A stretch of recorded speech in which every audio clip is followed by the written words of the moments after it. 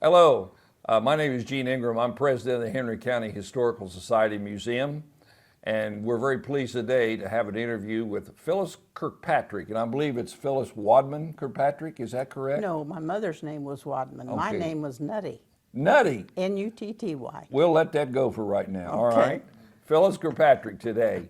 And how old are you, Phyllis? 96. 96. And have you lived in Henry County most of your life? All my life. All of your life? All my life. Well, let's go back a ways then.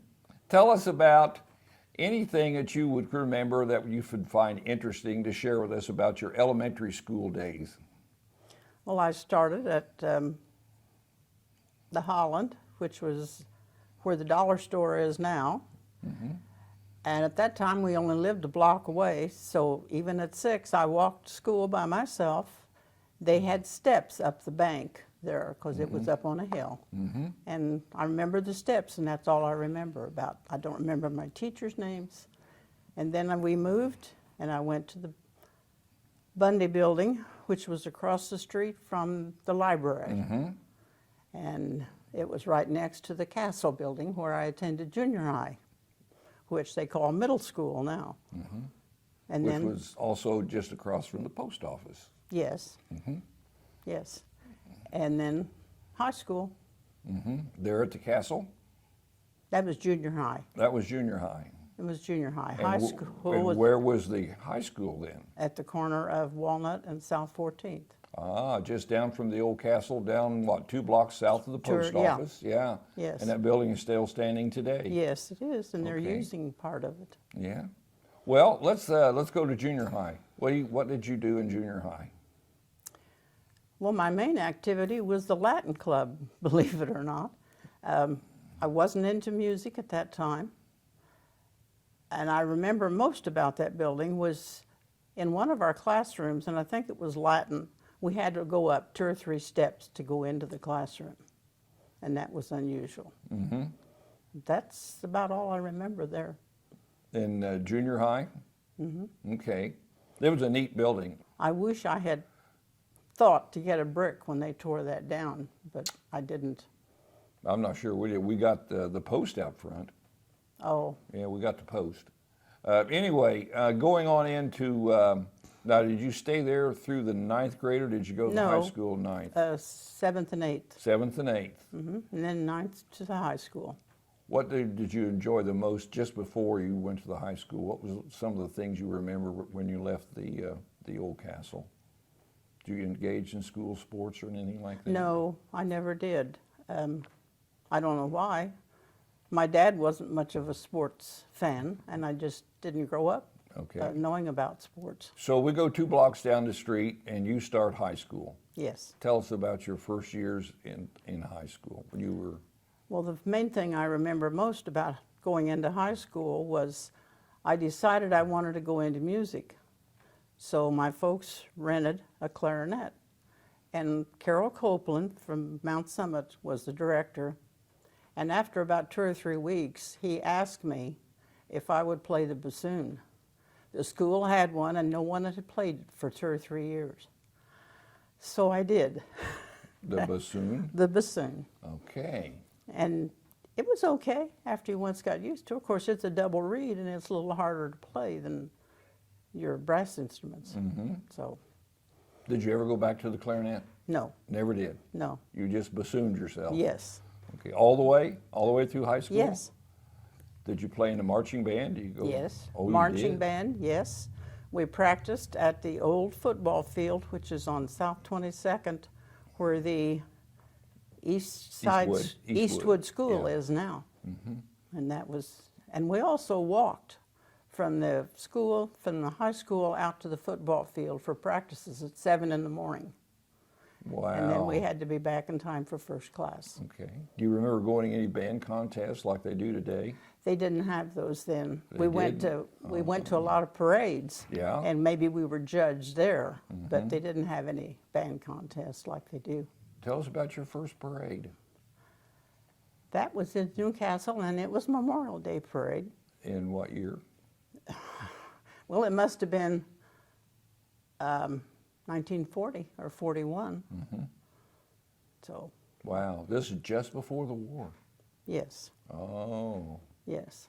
Well, tell us about the times before the war. When school was out, what did young people do in the summertime? Between junior, senior, things like that, what did they do? Well, they had dances at the Memorial Park in the shelter house. I think those were on a Saturday night. We'd go to those. We went to movies. I bowled. Tell us about where did you go to the movies?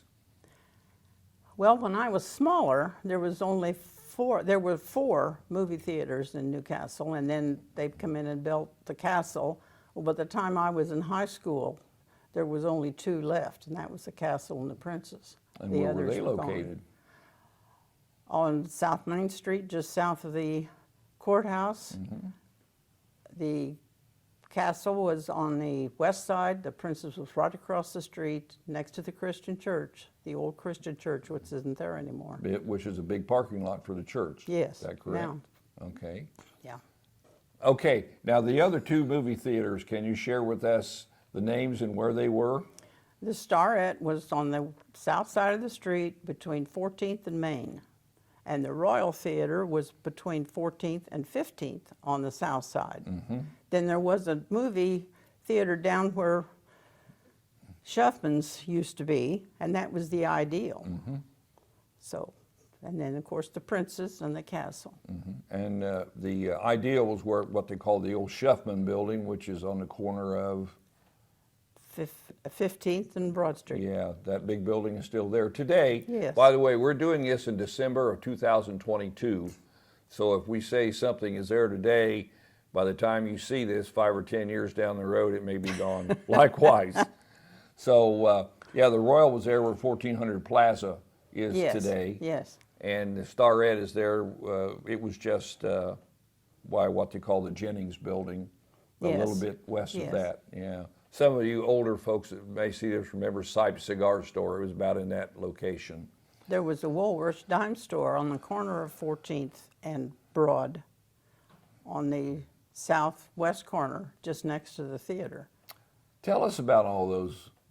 There was Kresge's? Kresge's and Woolworths and Newberry's and Morris. Morris, 5 and dime, yeah. Yeah. And when did Murphy's and Grant come in? Did they just take those buildings over? I don't remember when they came in. Because I remember as a kid, when you went into the Newberry's, the smell of candy had those glass Their things. candy counters were right close to the door. Oh, That's what you saw when you went in. That smell as soon as you walked in Newberry's. Yeah. Yeah. You wanted the candy. Yeah.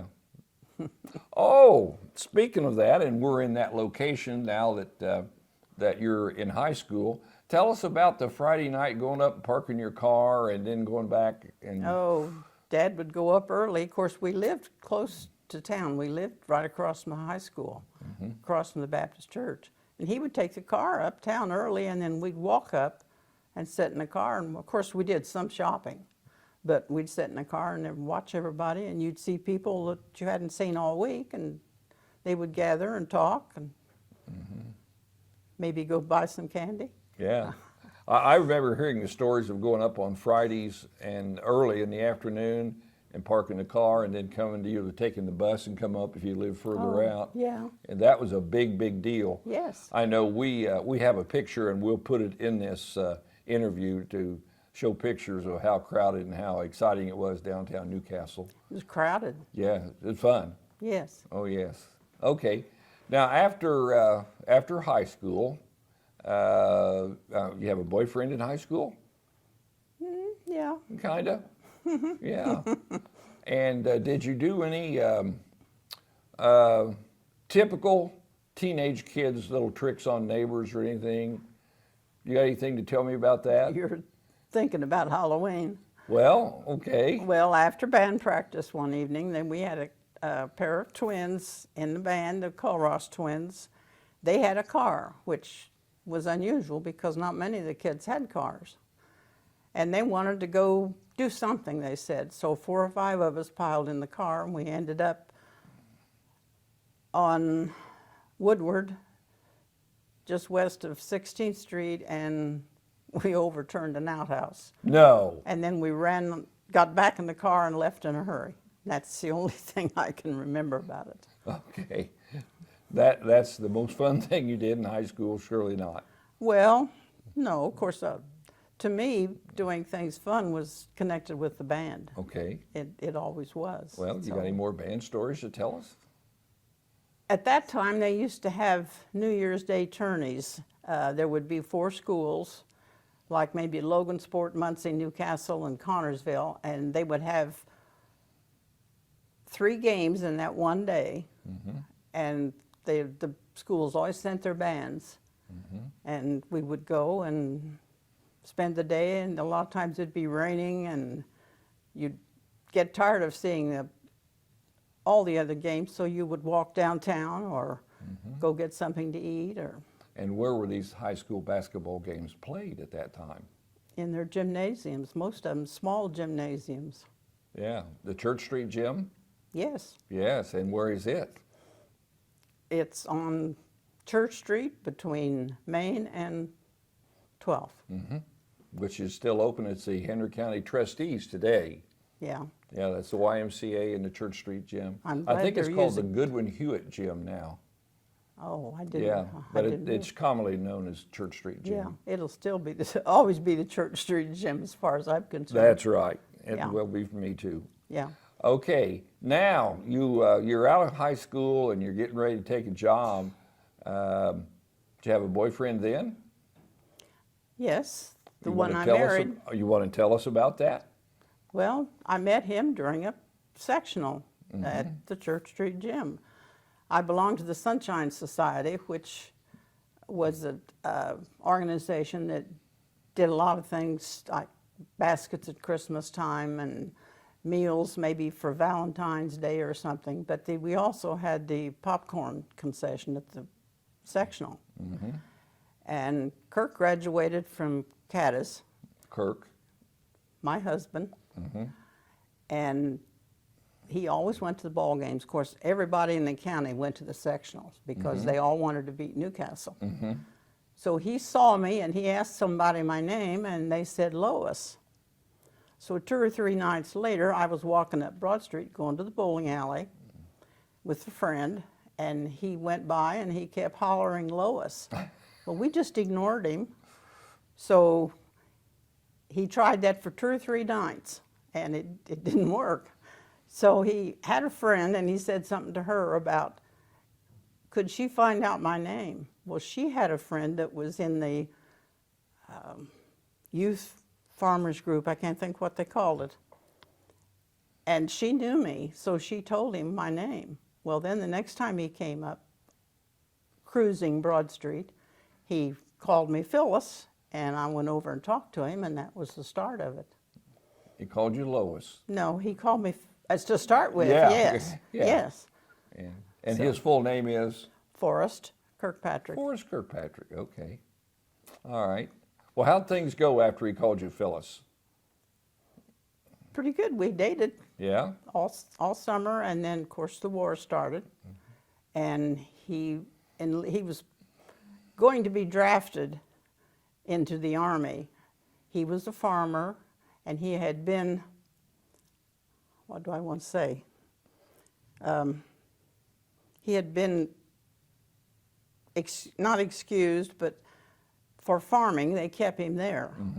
Well, then he decided that they were going to call him the next draft, so he joined the Marines. And this was about when?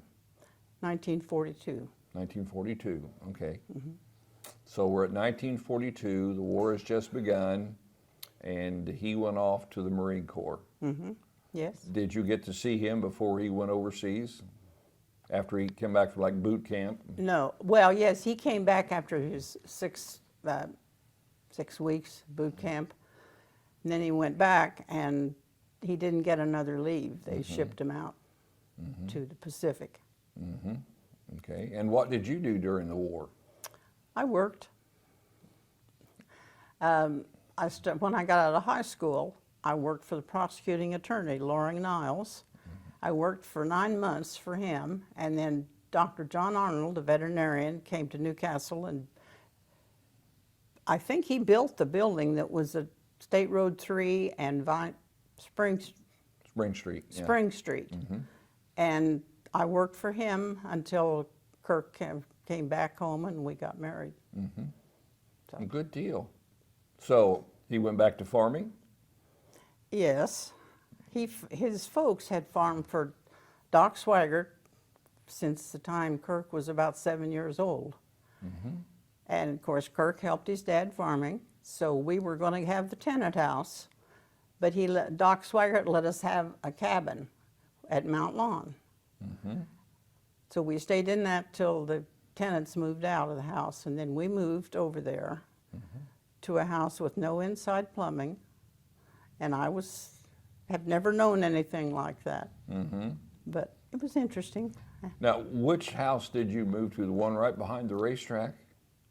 No, that was his folks. His folks lived there. We lived on the tenant house. I think it's 100. Oh, yes. You lived up west of the railroad track there on the far west side of Mount Lawn. Yes. Yes.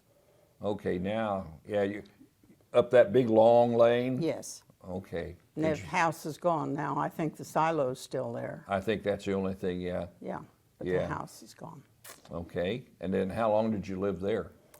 Till 49. We were married in 46. In 49, the government allowed so much to the veterans for Kirk to buy a farm.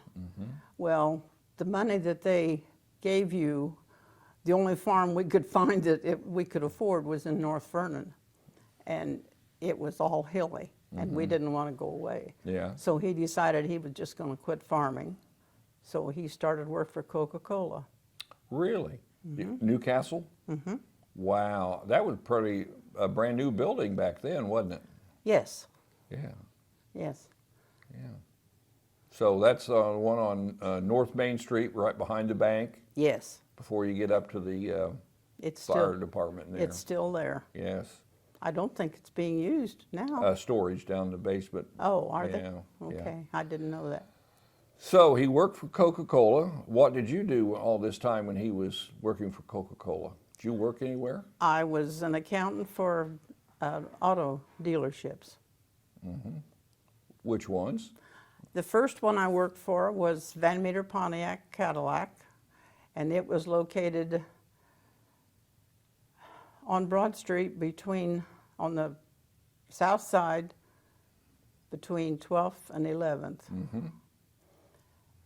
And then I went to work. He decided to close after 3 years, and Bill Caldwell decided he'd reopen the Ford garage. So I went to work for him, and then Bill Bruce from Bloomington bought the Ford garage. I worked for him for 13 years, and then Jack Shields bought, and I worked for him for 4 years. Now, the first Ford dealership, was it also uptown at that time? Yeah, but it was Crow's Judy Ford. Crow. Okay. But it was on the north side of the street. Right. Yeah. Yeah. I think that's a jail annex now, or was Yeah, a jail something, annex. yeah.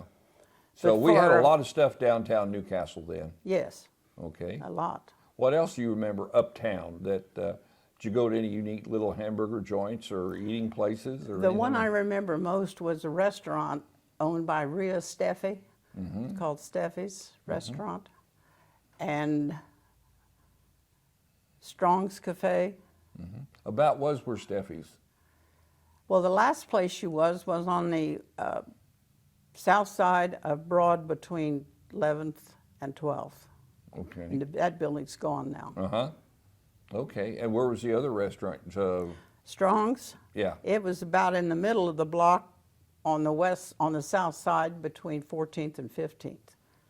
And you could get into it from either Ray Street Yeah, or I was Broad thinking Street. that. Yeah. Yeah. Okay. Anything else about downtown Newcastle you remember from back then? Just there were a lot of stores, a lot of places to shop. Was Sears there then? Later, yeah, eventually. Okay. The first department store I remember was Rapps, R-A-P-P-S. Oh, really? And it was a lot like Sears, only not as big. And it was on the south side of the street where the 1400 Plaza is now, Okay. one of those buildings. Yeah. Okay. Now we've talked about from 12th up to Main to 14th and down to 15th. What do you remember about the area there where the railroad tracks was called the Ridge? Well, when I went to school, there was a hatchery there. I can't think of his first name, but their last name was Gore. And it was just about at the end of where 16th Street comes out onto Broad. The Ridge Drugstore, I remember that. And eventually the Shoehart's Bowling Alley went in up there. Oh, and about where was that? At the corner of 17th and Broad on the south side. I think there's some, the original building was torn down, and I think that for a while there was a printing company in there, and I don't know what's in there now. I don't either. Didn't the bowling alley burn? No, that one didn't. The one that burnt was out on 31st Street. Well, tell us about that one. I can't remember the name of it. Beeline. Yeah. It was owned by Bernie and Betty Schmidt. We bowled there too. So you're an avid bowler? Yes. Oh, tell us about your bowling. Come on. How'd you get started in it? Well, I started in bowling in high school. A friend, Marcus Hamilton, taught me how to bowl, and I bowled and started in league bowling in 1945, and I bowled consecutively 7 years until 2015 in league. Did you go to any big national things? Oh yes, we went to national tournaments for several years. I went to 32 of those. Where? Beg your pardon? Where did you go to these national tournaments? Oh heavens, we went all over the United States. We went to, of course, Ohio, Illinois, Michigan, Wisconsin, Minnesota. Las Vegas. Went to the East Coast. What? Las Vegas? No, went to Reno. Went to Reno. Okay. Yeah. And then Reno finally built a big, I can't think what they call it, convention center like. Ah. And it got to the point where the women's national bowling tournament was held there every 3 years. And then in between those time, they would go to different places. So that exciting? You really enjoy traveling like Oh that? yes. Oh, Oh yeah. yes. There was 10 of us that went for years. That was 2 teams, 5 on a team, and good friends. And we would have. I think most of our fun was going someplace to eat after we bowl, finding someplace Well, there's open. nothing like a good meal. Well, Yeah. yeah. Okay. Phyllis, you mentioned how much you've enjoyed bowling, but do you, is bowling in your family blood? Tell us about, did your parents bowl? My mother started bowling in about 82 or 83, and she bowled until, oh dear, I forget when she quit. But anyhow, when she was 90, she was invited to throw out the first ball at the Indiana State Seniors Tournament at the Rose Bowl.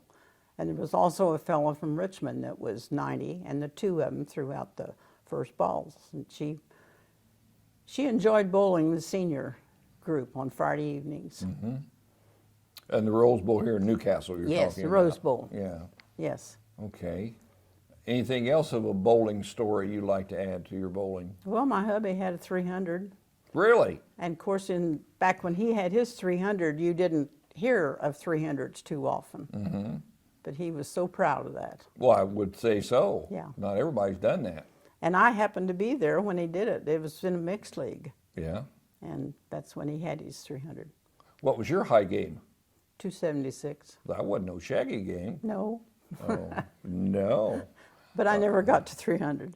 Yeah. Do you have any other hobbies? I did have then, but I do now, scrapbooking.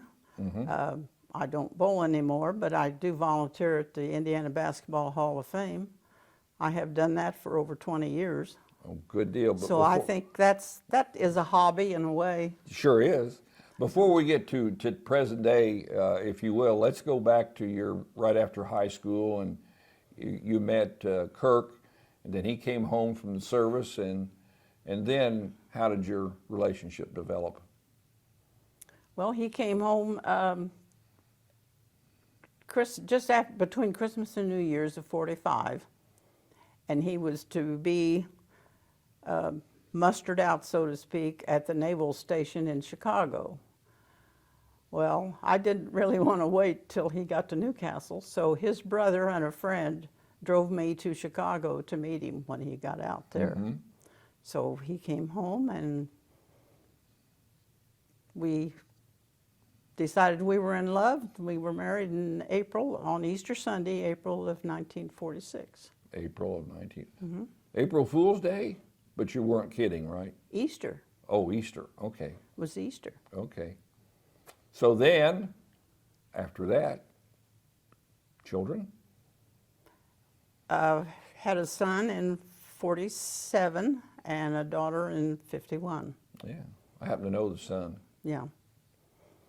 David? Well, our daughter passed away in 1997. And her name was?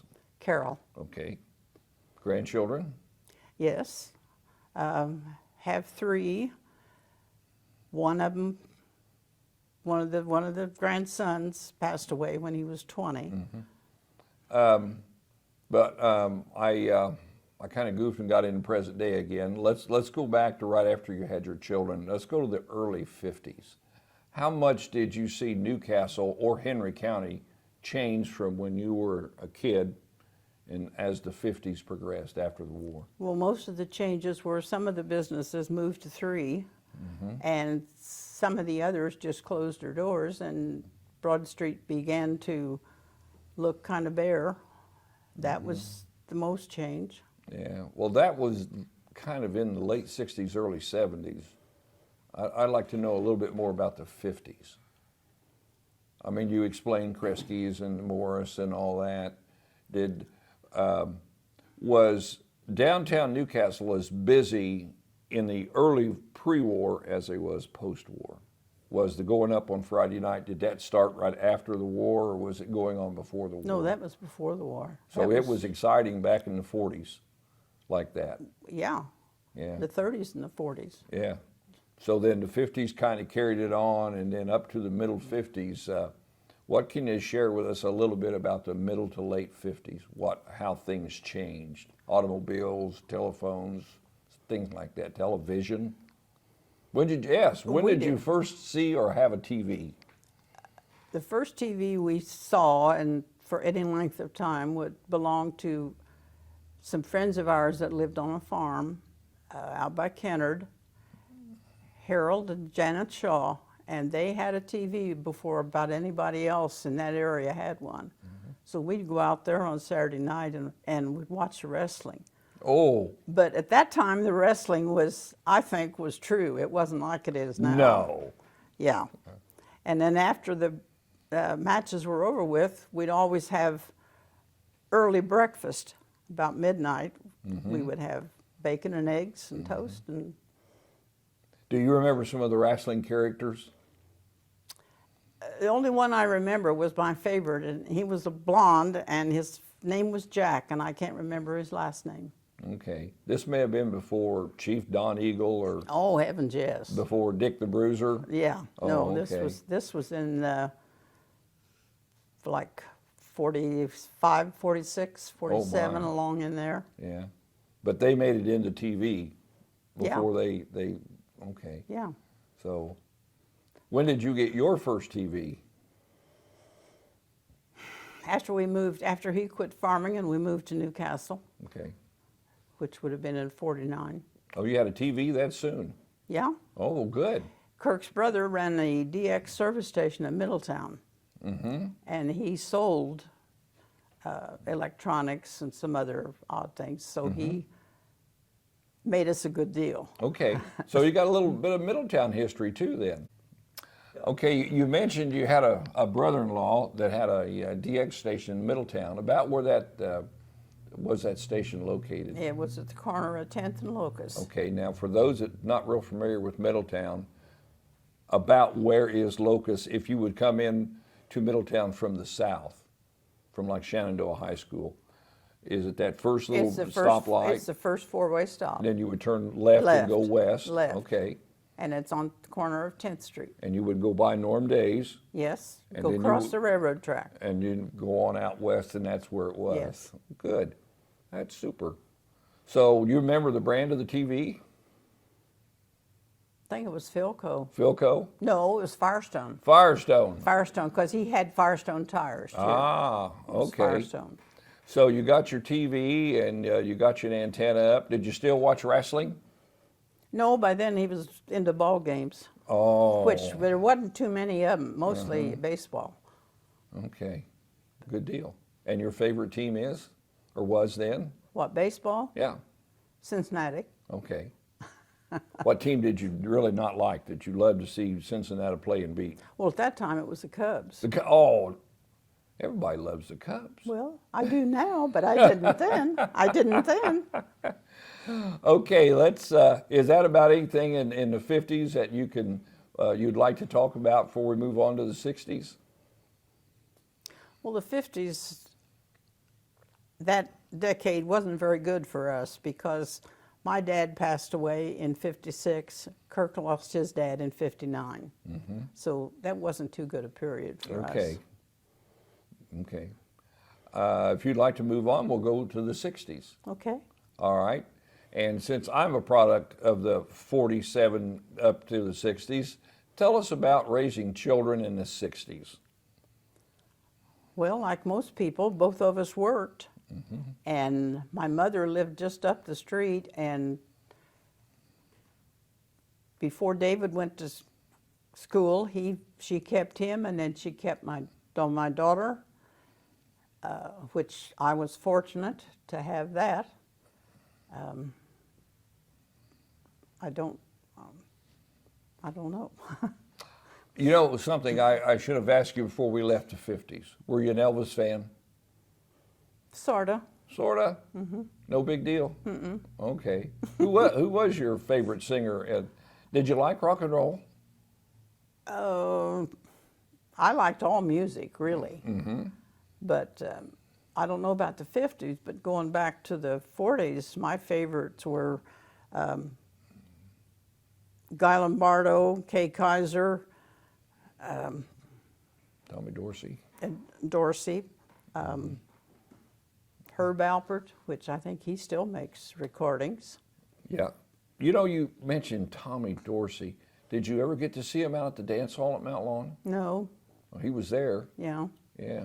The only one I got to see, we went to the Indiana, I think it was called Indiana Ballroom. Okay, we saw Guy Lombardo there. Really? So Okay. that was, Did you ever get to go to the dance hall at Mount Lawn? yes, we did. After we were married and lived at Mount Lawn, we went to the dances some. There were about 8 couples of us that would go. Was that a big deal out there back then? Yeah. Oh, okay. Oh, yeah, there wasn't any place else to go to dance. Did you ride the Interurban out? Beg your pardon? The Interurban, did you ride it out there? Or you lived No, there, we right? lived there. But you said that your couples, okay. Yeah. How about when both of them burned? Did you ever get to see that? Well, there's a funny story to that because we had our friends, some of them would come, since we lived right there, they would come and we'd play cards or just talk for a while. Well, it was late. We went to bed. We didn't know it burned till the next morning. We didn't hear all the commotion. So, You're talking about the one in 50? Because it burnt twice. oh, The last time it burnt, it was never rebuilt. well, we were there. We lived there in 46. Is that one the first one?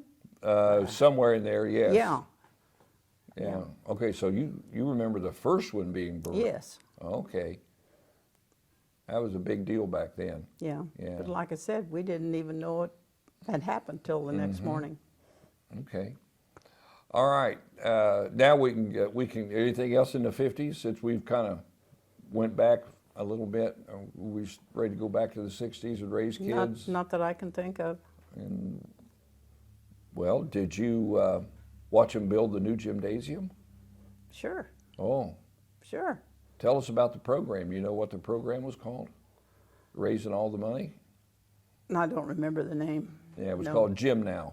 Okay, Gym Now. yeah, when you mention it, yeah, I remember. Okay. Did you go to the first ball game since you're a big sports fan? Yes, we went to all of them. Yeah, but that was a big deal, wasn't it, for the first Yes, one? yes, I've seen pictures. There wasn't an empty seat in the place, and it held 9,000 people. yeah. Yeah, No, we had season tickets from the time they opened yeah. for many years. What do you remember about the ball games at the Chrysler Fieldhouse or the Newcastle High School Fieldhouse? Any real memorable games? Just a lot. Well, yeah, you had a lot of people, a lot of friends. They usually had, after the games, we would go to friends that lived just a block away, Harold and Janet Shaw. We would go there and always play cards and have something to eat after all the games. What was the big popular card game back then? Well, we played euchre. Euchre. Okay. Later on, we played, I think it's hands and foot, something like that. Oh, okay. Well, that's a new one on me. It is? Yeah, hands and foot. Yeah. Okay. All right. Tell us about David's high school years.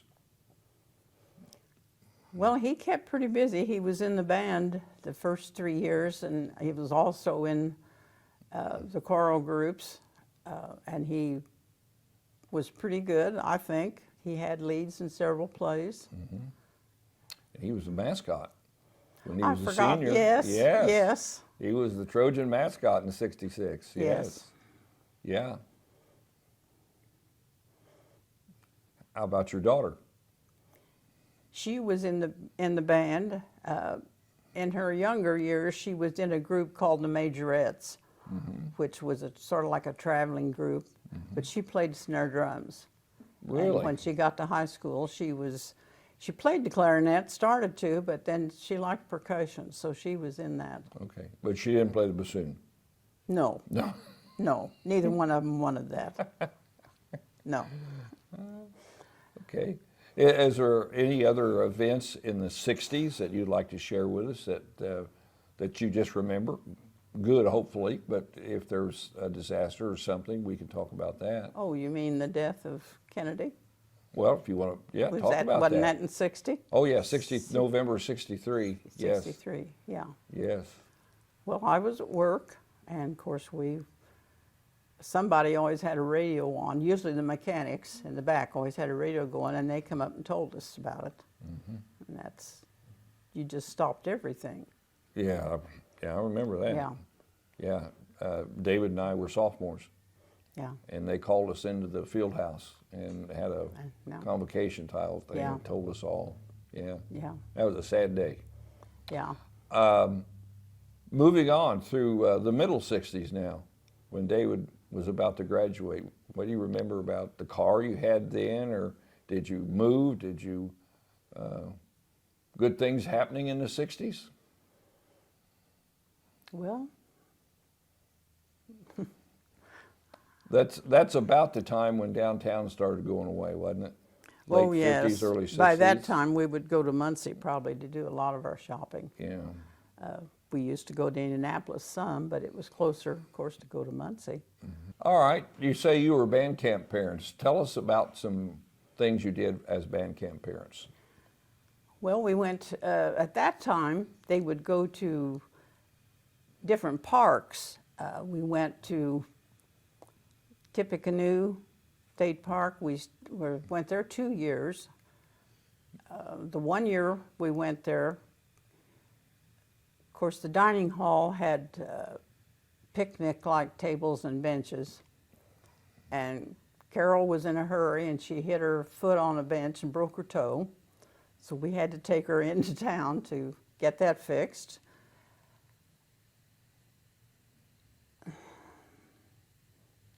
One year at band camp, we took 2 cooks with us, and one of the cooks got sick. So Buster Hayes' wife and I helped in the kitchen, getting up at 4 o'clock and helping with breakfast. We took turns, so there's only enough room in that kitchen for 2 people. But I was never that good a cook, but I learned a lot of things getting up at that hour of the morning and getting breakfast. And hopefully the cook that got sick didn't get sick on his own cooking. Well, she went home. Okay. She went. Somebody came and got her. Okay. So you survived band camp. yeah. And how many times did you go to band camp? Oh, probably. I think we're band parents for about 10 years. 10 years. Wow. You must have enjoyed that. Oh yeah, it was fun. Yeah. It was fun. Do you have any funny stories from band camp? Nothing, only catching the kids trying to sneak out to meet their boyfriend or girlfriend at night. We had to kind of watch that. No. And one of our members that was in business here was Sam Hall. He was one of them that was in the camp. I was trying to think of something. A lot of the others are not even around here anymore. Okay, that's fine. Anything else about band camp, or we'll move on?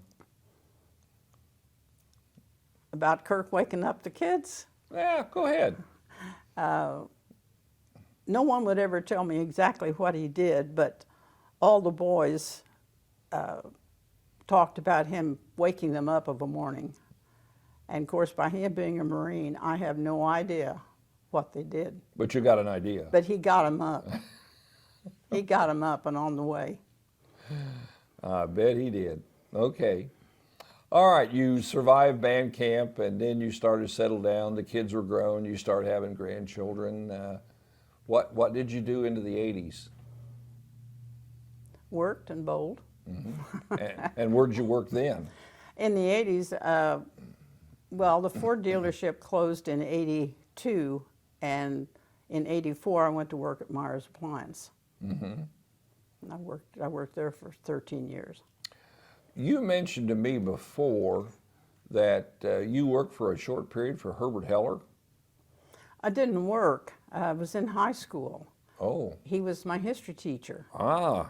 And he was writing a book at that time. I think it was his first book. I'm not sure. Okay. But he needed some help with typing up the manuscript for it.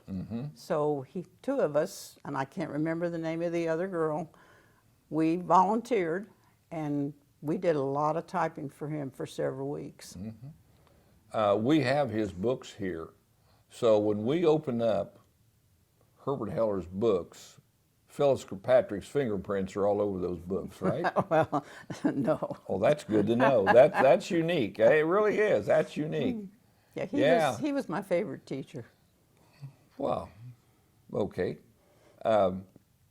Because it's so interesting that as I knew you before this, but I didn't know about the Mount Lawn connection until the other day, and now Herbert Heller, Newcastle's small community. If you look, everybody's had their finger in everybody's pie about everywhere. Okay. And when did you decide to retire from working full time? It was in '97, and Kirk had been retired for several years because of his eyes. He had quite a few eye problems. And I just decided then I would retire and enjoy life.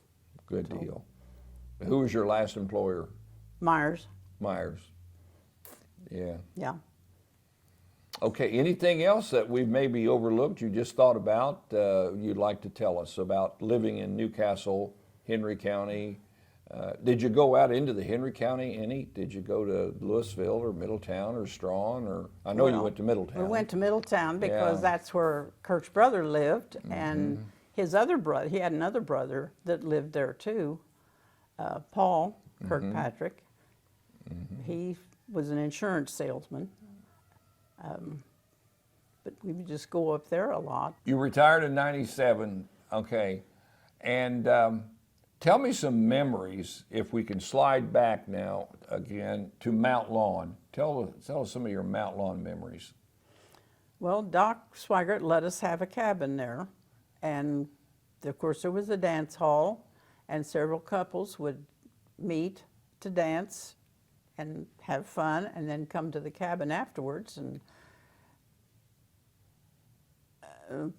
Kirk's folks lived up on the hill behind Mount Lawn. Mm-hmm. That was the big brick house is where they lived. Oh, really? Mm-hmm. That's the old allegedly haunted house that was up there for years. I don't believe that. Yeah, well. Because I spent some nights in that house, and his folks lived there for 30 years, and they never had any.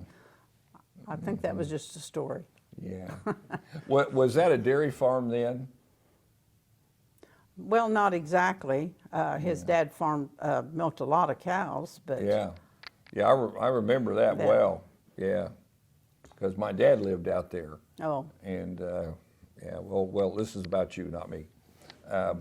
So, what other Mount Lawn memories do you have? The races. Yeah. When they started. Yeah. Of course, we would sit up on the hill and watch them. We didn't have to go down to the grandstand. Yeah. You remember some of the drivers' names back then? Kenny Eaton. Kenny Eaton. Charlie Mayer. Okay. I believe that's the only two I really remember. Mm-hmm. There was some others, but Tom no. Cherry. Well, yes, since you mentioned that. Tom Cherry. Yeah. Dick Frazier. Yeah. Dick Frazier. See, I didn't remember all those. Yeah, there were a lot of drivers. There were several drivers that came through there, went on to the 500 later on. Yeah. Yes. Rathman was one of them. Yeah. Yeah. But yeah, I remember when I was a little bitty guy, the races out there were as a big deal on Sunday night. Oh, it was packed. There wasn't an empty seat out there, and it was well done. Kirk and his dad used to help with the parking. Mm-hmm. So, yeah, it was a big thing. Yeah, it was. And there was some fighting. There was some excitement out there, and some of them ran off in the creek there on the back street. Yeah, oh yeah. Yeah, Mount Lawn Speedway has got a rich history. And there's a video out on YouTube about that, history in your own backyard, Mount Lawn Ghost Town, if you want to look that up. Really? Yes, yeah. Oh. We'll show that to you later. I was going to say, that sounds interesting. Yeah, okay. All right, so Phyllis, this has been great. Anything else, memories that have popped up now about growing up in Newcastle, living in Newcastle, things you've really enjoyed, things you kind of hate to see go away? Well, I hate to see a lot of the stores go away, but as far as living in Newcastle, I wouldn't want to live anyplace else. It has its bad side, but it has good side. Overall, I think that people are friendly.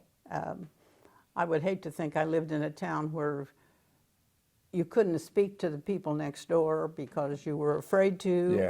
Yeah. No, I wouldn't want to move. Yeah. No, I've been here too many years. Yeah, me neither. Me neither. Okay. Anything else? Let's talk about late 30s, very early 40s. Tell me, I heard something about the circus comes to town back then. You used to go out to the fairgrounds. Yes, the circus would come. They would, on Indiana Avenue, where there's still a building for a station, they would unload there. And of course, they unloaded with the elephants, pulling the carts and with the other animals in them. And my dad and I would go down. It was always late at night, usually around midnight. We would go down and watch them unload. And then when they were ready to leave town, we'd watch them load.